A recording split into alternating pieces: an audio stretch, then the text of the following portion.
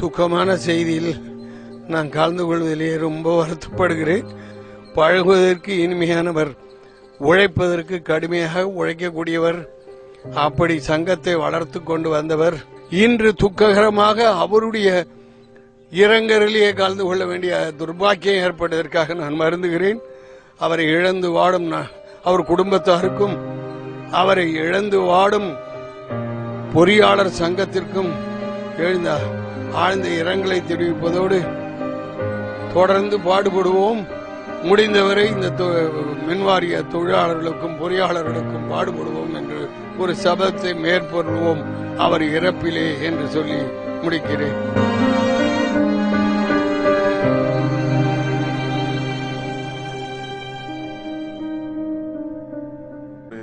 பொறியாளர் சங்கத்தை பொறுத்தவரை இது ஈடு செய்ய முடியாத ஒரு மாபெரும் இழப்பு.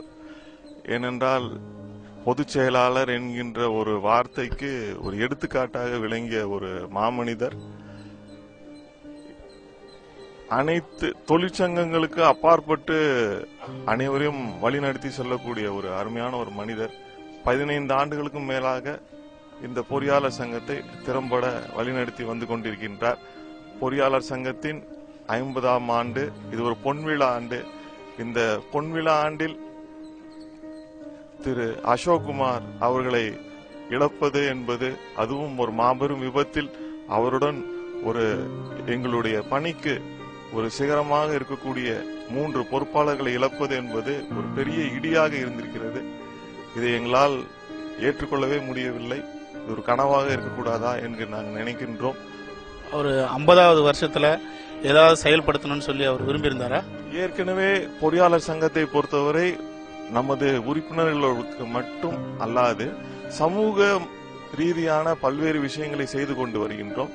அதுல குறிப்பா பாத்தீங்கன்னா இந்த வருஷத்துல கிட்டத்தட்ட ஒரு 3000 உறுப்பினர்கள் மற்றும் உறுப்பினர்களுடைய நண்பர்களை கொண்டு ஒரு மாபெரும் இரத்த தான முகாமை திறம்பட நடத்தி முடித்திருக்கின்றார்.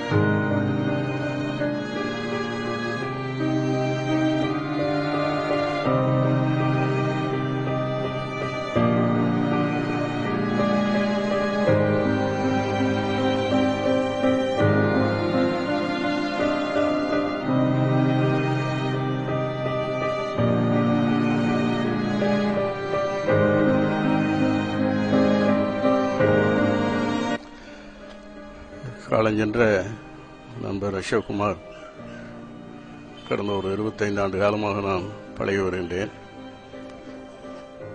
மிக தலைசிறந்த தொழிற்சங்க தலைவர் என்பது என்னுடைய கருத்து. ஒரு தொழிற்சங்கத்தை ஒரு இளமை காலத்திலேயே எப்படி வழிநடத்த வேண்டும் என்கின்ற ஒரு கூர்மையான ஒரு நல்ல ஆழமான கருத்துடைய ஒரு தொழிற்சங்க இள தலைமுறை இன்றைய நம்முடைய மத்தியிலே இல்லை என்பது மிக வருத்தத்தை அளிக்கிறது. அவருடைய இழப்பு என்பது பொறியாளர் சங்கத்துக்கு மட்டுமல்ல, என்னை பொறுத்தவரை உழைக்கின்ற வர்க்கத்துக்கு அனைவருக்குமே ஒரு இழப்பு என்று நான் கருதுகின்றேன். காரணம், மின்சார தொழிலாளருடைய பொது பிரச்சனை எதுவாக இருந்தாலும் அதை முன்னின்று நடத்துகின்ற ஒரு பக்குவம் பெற்ற காலஞ்சென்ற நண்பர் அசோக்குமார் மறைவு உண்மையிலேயே நம்ம எல்லாம் அதிர்ச்சிகளால் தெரிகிறது. உண்மையிலே ஈடு செய்ய முடியாத இழப்பு அந்த சங்கத்தை பொறுத்தவரை. அவருடைய ஆன்மா சாந்தி அடைய என்னுடைய சங்கத்தின் சார்பாக நான் ஆழ்ந்த இரங்கலை நான் குடும்பத்தாருக்கும் இந்த சங்கத்தை சேர்ந்த தோழர்களுக்கும் நான் தெரிவித்துக் கொள்கிறேன்.